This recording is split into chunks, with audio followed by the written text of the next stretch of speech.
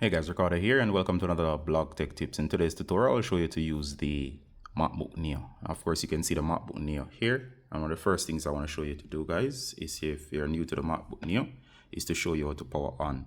Now, of course, there's no power key to indicate the power, but if you look here, there's a lock button. That lock button is actually a power button, and you usually can find your power button in this zone here to the right.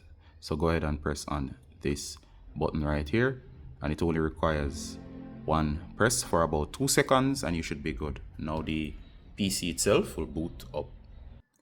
This is your login screen. From here you'll enter your password. You can also switch users if you have multiple users. Quick note as well, and we have a separate tutorial. If you have a Apple Watch, you can actually use your Apple Watch to unlock your device. Alright, so I'm going to enter the password.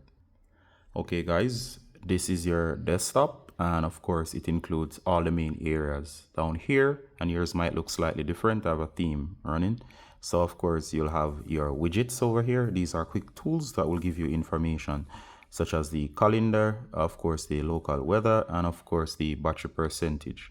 They might be varying according to what you have actually loaded.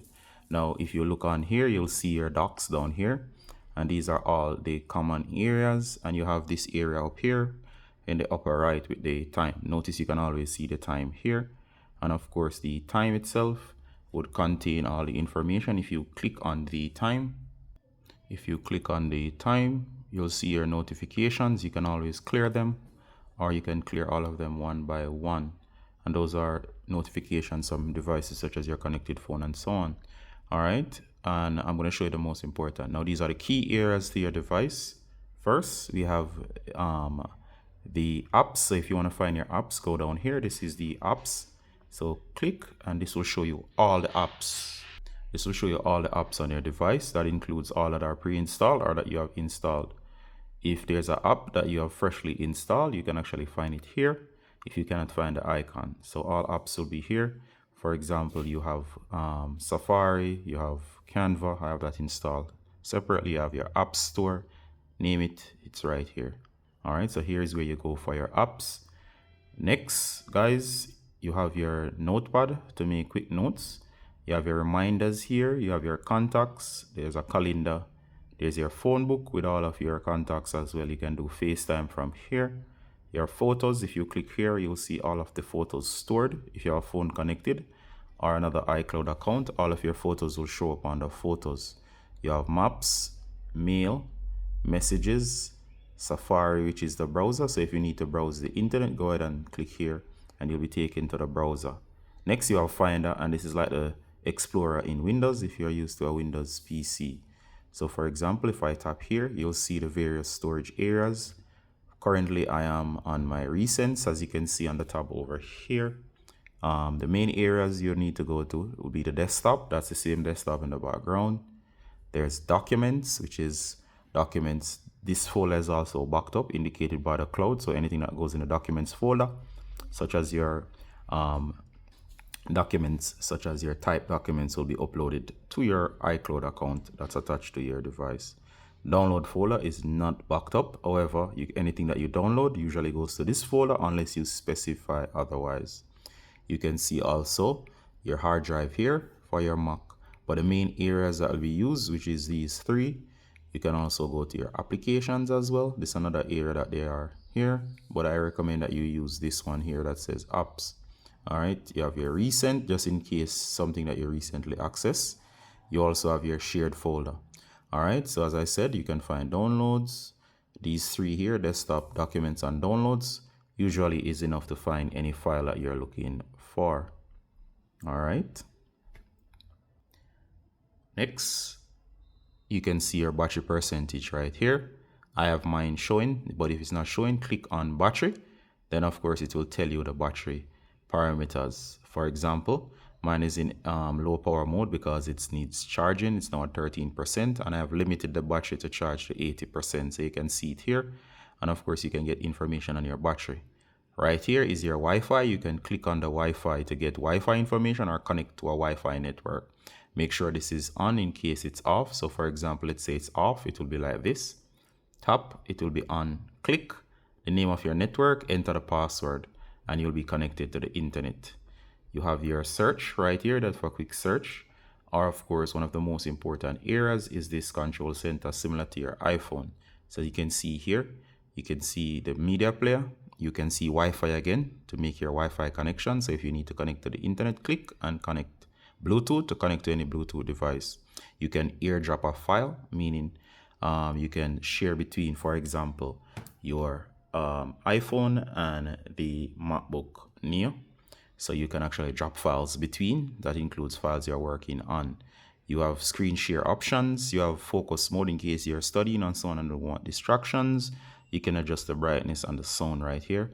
And of course, you can switch between dark and, if I remember correctly, light mode. So you can actually turn them on and off from here. All right, it's always here, so you can actually access it from most screens.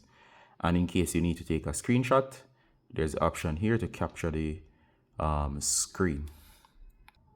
Next, if you want to make modifications to your system, you'll notice right here, once anything is open, this menu up here, which is this menu, will change the options according to what's open.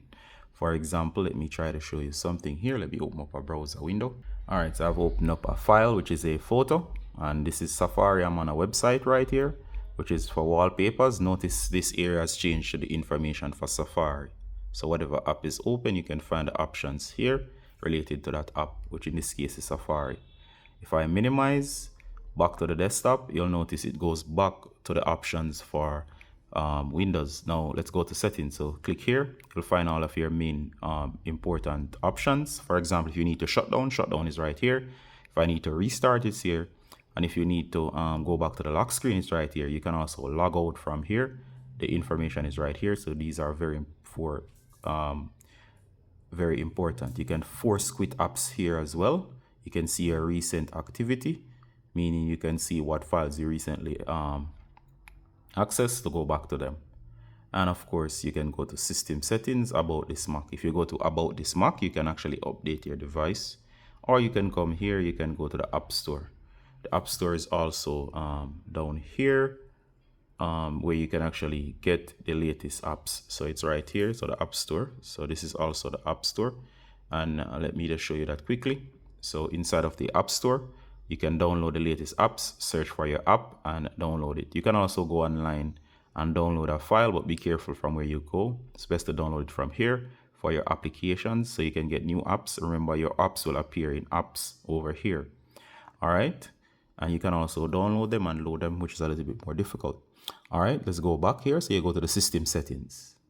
Now here in system settings, you can do a bunch of stuff. Software updates is right here. Once you're on general, you have different tabs. You can also do Wi-Fi. You can do Bluetooth. You'll notice all of your devices, such as my AirPods here, my TVs, laptops, and of course, everything here. And these are extensive settings. Everything related to the look and feel of your device can be controlled from here. For example, I can mess around with the appearance. For example, you saw my icons. Yours would look something like this. Okay, and that's a bonus tip. I can make them dark. So as you see now, they're dark. I can make them clear. All right, so that's just a quick tip on appearance. So from here, I can control everything related to your PC. It's too much, but some of the key areas are wallpapers. You can change your wallpapers from here, or you can go to the picture and right click in Finder and set it as a wallpaper. All right, you have lock screen options down here, and you have a bunch of stuff related to almost everything on your device. So these are the master controls. All right, so basically this has been a run through of your MacBook Neo, just showing you around, and of course just guiding you on how to use your Mac. All right, so that's how you do it. Now of course, if you're going to walk away from your device, you don't necessarily need to power it down. All you gotta do is close the lid, as seen here. And when you're ready, especially after a while, you simply open back up. The device will go to sleep on its own after a set amount of time, and then you can actually come back in. All right, so those are the basics. Hope that was useful, and of course, see you in the next one, guys. Bye.